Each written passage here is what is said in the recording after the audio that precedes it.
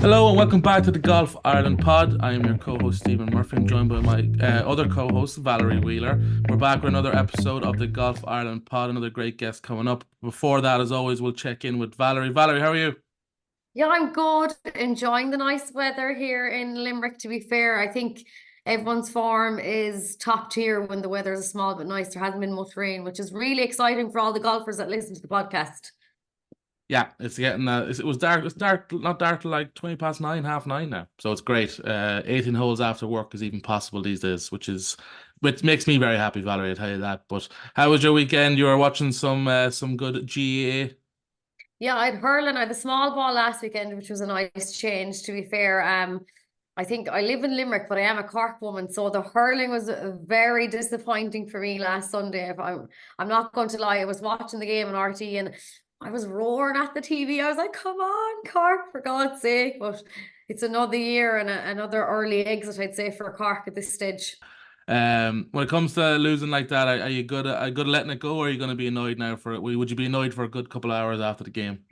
Yeah, I'm not really a great loser, Stephen. I think anyone that's involved in sport doesn't like losing. So, especially when you have a few clear people to shove it in your face. But that was my weekend. It's all GA from here on in. How about yourself? Did you do anything nice?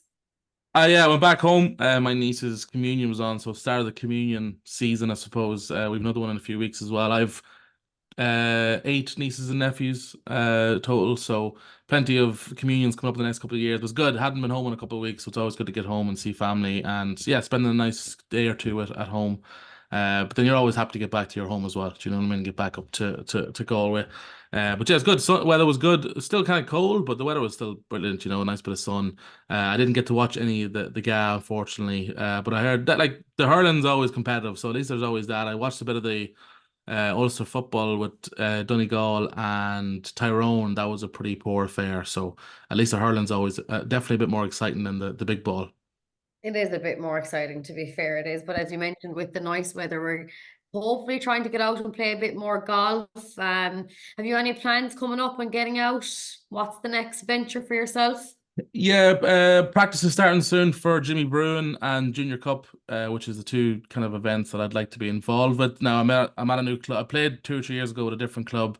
I joined Athenry then recently, or the last year or two, and trying out for the first time with them. So it might be a bit harder to get onto this team than it was previously. But even if I don't, it's still a great way of meeting people and a great way of kind of playing some golf.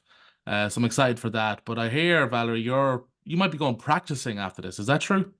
Do you know what I have? Because I've done a big clean, a big spring clean of the house, and the clubs are out. And I even look the part now, Stephen, right? The golf gear has been washed and it's ready to go. And my mother even embroidered my golf bag with Valerie Wheeler. Ooh. You're like a pro. Only pros have their names on their bags, Valerie. Well, my mother was like, "I'm doing it." And I was like, "Yeah, I want that. Of course, I want to look the part. So I'm gonna look like a right Egypt heading to Ballinity driving range there with my name on my back. They'd be like, "Who does she think she is?" Here's a plus scratch handicapper coming up to the tee. That's great though. You look good, feel good, play good. That's the motto you're going for here, Valerie. Exactly. And look, come here. If it makes me feel better and if it in my head it makes me play better, I'm gonna embroider that bag, Stephen. Embroider all of it. Get it. I don't have my name on my bag. I might get your mother on the case. Yeah, We'll try she'd our best. love it. She'd love it. Speaking of our guest this week, we are going to be joined by Conor Purcell, professional golfer playing on the Challenge Tour. I had a great conversation with him about his career so far and his goals to get on the DP World Tour. But what the big thing from the conversation I got was he's got a fantastic mental attitude towards the game, and that's why you're probably seeing some good results lately. But Valerie, we will throw over to that conversation now. Delighted now to be joined by professional golfer Conor Purcell, joining us here on the Golf Ireland pod. Thank you, Conor, for taking time out of your busy schedule. How are you? Very good, thanks, Stephen. Cheers for having me on. It's good to catch up. Yeah, definitely. We'll get talking about your fantastic season so far on the Challenge Tour, Conor, a little bit, but I want to learn a bit more about your past, how you ended up actually getting into golf. I feel like everyone has a great story of how they got into golf because it's growing up in Ireland, we tend to play team sports more, but then some of us obviously veer off to the golf. So, how did you get into golf in the first place? Yeah, I would say I was quite fortunate growing up. I'd access to all sports, playing on football teams and everything in primary school. played a lot of tennis growing up. Just my two brothers were tennis coaches, and that was kind of my first passion. And I was trying to become a pro at tennis from a young age. And then as it went on, at the age of about 13, I got an injury in my wrist that kind of stopped me from playing tennis. And I picked up a golf club, and it wasn't hurting me swinging a golf club. So I said, I'll play golf while the wrist is sore. And then after a year or two, I ended up becoming quite decent at golf. And I was like, maybe this is the path I want to go on. And again, fortunate enough, my dad was a pro. So I had someone to teach me very close. And yeah, it just kind of went from there. And I never really looked back. I didn't pick up a tennis racket after that. Do you see a lot of similarities between the two sports? Obviously, individual sports, kind of no one to blame but yourself when it comes to that, and very, very focused. Do you ever compare the two sports? Yeah, I would think there's a lot of similarities. Obviously, you're not really part of a team in either one.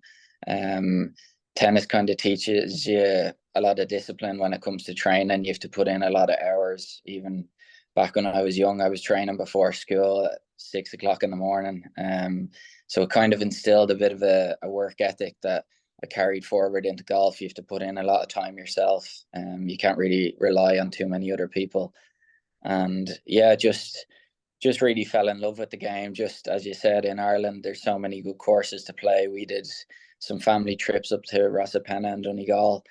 That's kind of where I grew up playing on the golf course, and I just fell in love with it. So very lucky as well. I got into Portmarnock from a young age, and it's not a bad place to me, I remember. Definitely not the worst place to cut your teeth, as they say, in the golfing game.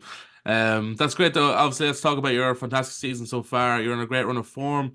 In your last two events alone, top five finishes in Abu Dhabi and the UAE Challenge.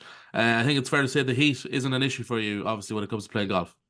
No, definitely not. It's always been probably my favorite time of year to play golf early in the season because we travel quite far away, and as you said, the weather is very hot and the courses are good. And my body seems to move well when it's nice and warm, and you just enjoy it a bit more. But yeah, it's been a nice start to the season. I was playing lovely golf early in the year, just not piecing it together for 4 days. And the 2 weeks in the UAE, I managed to piece it together for 4 days, which was nice, and just hopefully build on this momentum and carry it forward into the European summer. I say it takes less time to warm up in maybe Abu Dhabi than it does maybe back here in Ireland. Going, Does I think once you walk out of the hotel room, you're ready to stand you're up on the court. warm, yeah. You're loose. Talk to me about the courses over there compared to here, because I think from an outsider point of view, you'd imagine they're a lot different. But is there similarities as well? Um, they are quite different. I think they're a lot less tree lined. Obviously, they're out in the desert. Visually, they're quite appealing off the tee. There's no crazy long rough. You kind of either hit the fairway or you're in a bunker or wasteland. Um, and it suits my eye very well. I think it's been a tricky transition putting on the greens. The greens get very quick and some of them are slopey. But I've put in a lot of work over the last few years and managed to make that a strength of mine, and I used it to my advantage over the last 2 weeks, which was great. And tailoring your game towards playing those kind of courses, do you have to sort of hedge your bets and play one type of golf, compared to maybe being more of a jack of all trades? Yeah, I would say it's an aggressive form of golf. I don't think everyone's going to go out there and make a lot of birdies. So I think that frees you up in some sense because you're not trying to avoid making mistakes because they're inevitably going to come. You're going to make a bogey here and there. And you just need to know that every time you step on the tee, you're trying to put the best score on the card. Yeah, just go as low as possible. And it was nice to have 2 weeks where I was making plenty of birdies. It's always a nice feeling. Do you get a lot of time to explore these places when you're there, or is it more just there for strictly business? Yeah, I mean, you can pick and choose how you do it. I've been out there a couple of times now, so I've kind of seen where I need to see. Kind of treat it a bit more serious when I go out there. I stick to going to the golf course and doing the bits I need to do off the course to get me in a good headspace for playing. And I enjoyed it. There's plenty to do. You've every choice of what you need to eat and all that stuff. So it's a nice place to go. You mentioned earlier on that your game sort of clicked in the 2 weeks over in Abu Dhabi in the UAE. What part of your game has sort of clicked? What was that missing kind of link the last couple of weeks, and what part of it has just sort of, hit the ground running?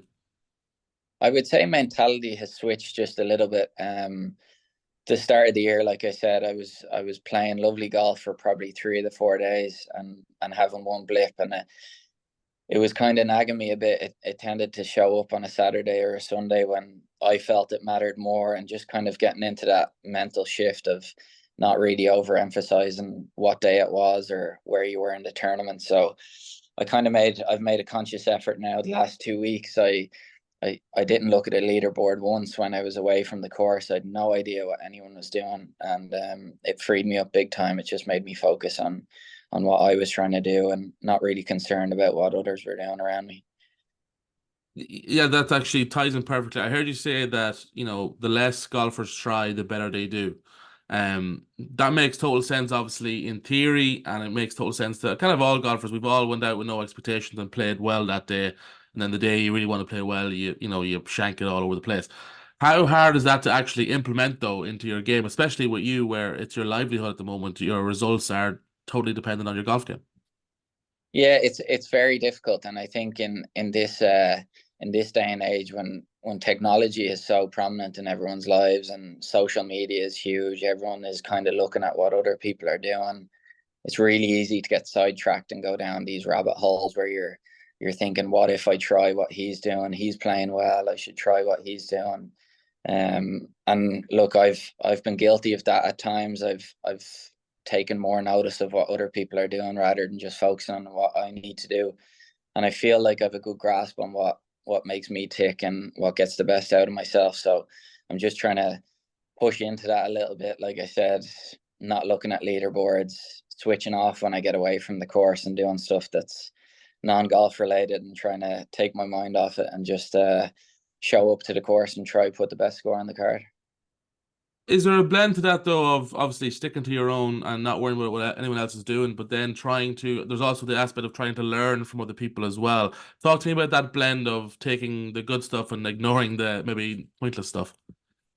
Yeah, I think everyone has to have some form of filter. You're going to have conversations where you hear what other people are doing, but I think it's just important to have a good group of people around you. I'm very fortunate with the coaches and family and stuff I have around me that I'm not listening to stuff that I don't really want to hear. And I think you have to be a little bit selective with who you spend time with and who you listen to.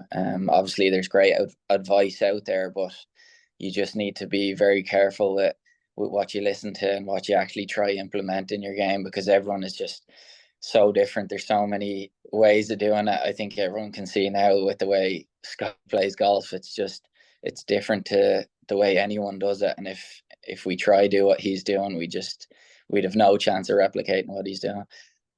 So you're not trying the 2 foot shuffle on the range, Definitely no? not. I think my ankles would snap in a heartbeat. So I'll stick to it the way I know. Yeah, I showed my wife that video. She's not familiar with golf, and I said, "What do you think of this swing?" And she's like, "That guy can't be any good." And I was like, "Actually, he's one of the best players of his generation." So, but that's one of the best parts about golf. But you've already touched on a couple of the things that about the mental side of the game, and it's obviously that you take it very seriously. I find this stuff utterly fascinating when it comes to the mental side. How much time are you taking out of your week just dedicated to the mental side, or is it all interloped with your golf practice? I would say it's all kind of, I would say it's more of a lifestyle choice rather than just focusing on when it comes to golf. I try just really ground myself again. The less technology I consume, I feel like I have a bit of a quieter mind and I can go out there and just be myself on the course. I've tried to up the amount I'm reading, which seems to help as well with concentration. Obviously, when you haven't read in a while and you start reading a book, you're a couple sentences in and you lose concentration. So I think that's been helping the concentration side of things. And Yeah, I try not take it too seriously, because the times I'm focusing too much or trying too hard, like you said, it just it becomes a bit of a grind, and that enjoyment side of golf of why you got into it, it seems to go away. So just trying to keep that engagement, enjoyment high, and really enjoy what I'm trying to do. And it must be incredibly rewarding then when you do that and implement that, and then you see the results on the course as you have in the last couple of weeks. That has to be, at least you're going in the right direction. Yeah, for sure. It's obviously the start of the year I was doing virtually the same things I'm doing now, and I wasn't getting the results, and you just kind of have to be patient with yourself and know that it can click at any moment. And when it does click, it feels great. But I think it's important for me to know that you haven't really completed anything. You've obviously had a two great results in a row, but it's just back to the drawing board and continue what I've been doing, and try push on from there. Are you still enjoying the golf as much as you always have? I think a lot of amateur golfers think that the pro life is easy and it's private jets and all that, and that's obviously not the case. Are you enjoying the grind, enjoying the week in, week out of the pro life? Yeah, there's definitely, like I said, there's spells where you go through, if you're playing poorly and your head's not in a great space, it can feel like the world is coming down on you, and you're obviously not enjoying it as much as you are when you're playing well and results are flowing. But I would say this year as a whole, I've found the love for it again. I've really had the bug for practicing and trying to get better, and I think that constant pursuit of just getting the best out of yourself is it's a nice feeling, just knowing that you're getting a little bit better every day, even if the results aren't coming immediately. You know that some point down the road it should click, and it should all fall in place. Absolutely. Patience is the key, and that's sometimes the toughest part. Yeah. You're part of the Golf Ireland Pro scheme, which is fantastic. Can you tell us a little bit about that and how you got involved with it? Yeah, very fortunate. Obviously, I grew up playing as part of the GUI back in the day, on all the teams, and I've managed to get myself a nice ranking in the amateur world rankings when I was turning pro, which gave me an exemption onto this Golf Ireland professional scheme. And without them, obviously, it would be really difficult to get up onto the Challenge Tour. They were very crucial in giving me financial aid, and biggest thing of all was invites onto the Challenge Tour. I think exposure out on these big stages is key when you're starting out your career, and just mixing in with the guys that you think that are a little bit further ahead of you. Obviously, when I started, what's it now, 4 or 5 years ago, I felt a little bit out of my depth, but thankfully with all these invites and picking the brains, like you said, of the people you want to, you seem to realize that everyone's on the similar path, and no one's really too different no matter what stage you're on. So it's just been a huge help, just knowing that you've people to bounce off, you've coaches, you've different facilities you can use, and yeah, without them you'd really struggle to keep moving forward. Brilliant. Yeah, it's great that that support is there for golfers like yourself. The goal, obviously, Conor, eventually is the DP World Tour. Your last couple of results is a great stepping stone towards that. What would that mean to get to that DP World Tour? Yeah, it would be huge. Obviously, that's an immediate goal of mine to graduate from the Challenge Tour, get inside the top 20 and get out onto the DP Tour. But again, I think the less I kind of focus on getting out there, and the more I get into every day and just trying to get my systems in place that are trying to get me better each day, I feel like it's more a case of when rather than if. And I feel like I'm on a good path at the moment, and hopefully I can keep the head on my shoulders and keep climbing those rankings. And when you compare your game to the guys on the DP World Tour, is it a case of, yeah, I can hang with these guys, or is it a case of, wow, these guys are just a little bit extra? No, I think that's what you realize. The more you spend time around these people and the more events you play, everyone's the same. Everyone fights the same demons. When anyone's on, they're very impressive, but everyone has their bad days. And I think I've found a lot of belief in the last few years of just, again, exposure in these events, managing to play Irish Open last year for the first time. Fortunate I got to play Australian Open. I played the weekend with Cam Smith, which was a cool experience. And you kind of, again, you realize that they're not too dissimilar to you. They have all these great accolades associated with them, but I feel like I'm getting closer, which is great. Is there that barrier when you like when you're teeing up with Cam Smith, you're like, this guy's gonna just be a different level, and then is it just like a couple of holes in you're like, oh yeah, he's human? Yeah, it's funny. You do build that up in your head. You're kind of anticipating what he's going to be like, and you think he's a different person, and then you're walking off the first tee, and he's just chatting about normal stuff that anyone would. So I think that's the cool side of golf. I think when you see them on TV, you probably don't think that they're the same as you, but when you just have a conversation with anyone, they're all normal people. They're not superhuman in any way. Or were you asking for any haircut advice, or were you just sticking to golf? No, I was happy enough with my standard cut. I think I'll keep cutting the back of my hair. Yeah, it hasn't the mullet hasn't made its way to the Northern Hemisphere, but maybe, who knows? Who knows? Conor, it's been an absolute pleasure to talk to you. Appreciate you coming on. We'll all be cheering you on and hoping you get to that DP World Tour this year. Best of luck in the future. Thanks very much, Stephen. Cheers. And now it is time for some news updates. We will start on the PGA Tour. It's fantastic news. Rory McIlroy and Shane Lowry won the Zurich Classic after a playoff on Sunday night. A fantastic win for both Rory and Shane. I know there's a lot of excitement about them teaming up. And then they go and get the job done on a Sunday in a dramatic playoff. So a huge congrats to Rory and Shane. Seamus Power is playing the CJ Cup this week. Kicks off today. The CJ Cup Byron Nelson from the 2nd to 5th of May. So kicking off today. Best of luck to Seamus there. On the LPGA, tied 47th finish for Stephanie Meadow at the JM Eagle LA Championship. The next event will be the Cognizant Founders Cup, where both Leona Maguire and Stephanie will be competing from the 9th to the 12th of May. On the DP World Tour, a closing 65 meant a tied 7th finish for Tom McKibben at the ISPS Handa Championship in Japan, lifting Tom to 20th on the race to Dubai. Fantastic last round there for Tom. And Tom is competing, kicking off today at the Volvo China Open. So best of luck to Tom. On the Ladies European Tour, it was a tied 44th finish for Olivia Mahaffey at the Investec South Africa Women's Open. And Lauren Walsh unfortunately missed the cut. Lauren will compete at the Aramco Team Series presented by the PIF in Korea from the 10th to the 12th of May. So best of luck to Lauren. On the Challenge Tour, a tied 6th this week for back-to-back top 10s for this week's guest, Conor Purcell. He puts him inside the all-important top 20 on the Challenge Tour rankings for the first time this season. Some great form recently from Conor. Dermot McIlroy finished tied 25th and Gary Hurley tied 36th. The Challenge Tour is off this week before returning for the Challenge de España from the 9th to the 12th of May. Some great news coming from the Alps Tour. Alex Maguire had a 2nd place finish at the Tunisian Golf Open. Fantastic week there for Alex. On to better things. The next event on the Alps Tour is from the 8th to the 10th of May, so keep an eye out for that. On the Clutch Pro Tour, there's an event this week at Haytrop Park from the April 30th to May, so that's actually ongoing now. It'll be finishing today with a number of Irish players in action there, so you can check out all the results on the Golf Ireland page.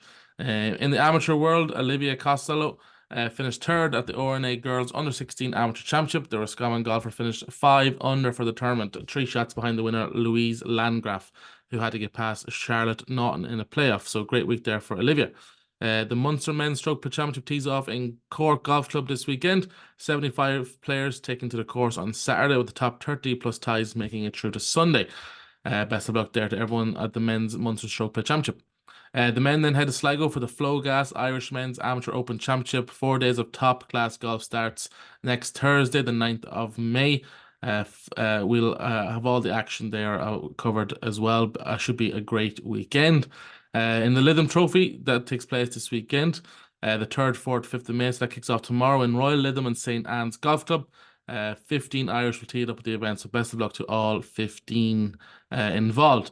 Also, some great news coming out of Golf Ireland this week. So Golf Ireland Sport Ireland have launched a 2024 Golf Ireland professional scheme with 10 golfers set to benefit from the grants worth more than €325,000. So Conor Purcell, Lauren Walsh, Mark Power, Olivia Mahaffey, Gary Hurley, Dermot McIlroy, Ronan Mullarney, Conor O'Rourke, John Murphy and Alex Maguire will each receive €33,000 in funding to help them compete on the world stage. So a huge boost there and a lift for all involved. Well deserved, and best of luck to all of them in their pro careers. On the All Ireland Schools, this kicked off as well, fresh off the third place finish at the RNA Under 16 Championship on Sunday. Olivia Costello claimed the Senior Girls All Ireland Schools individual title at Milltown. So a great few days for Olivia. Convent of Mercy retained their Senior Girls title from Roscommon, while Rockport School in Down took home the Senior Boys crown.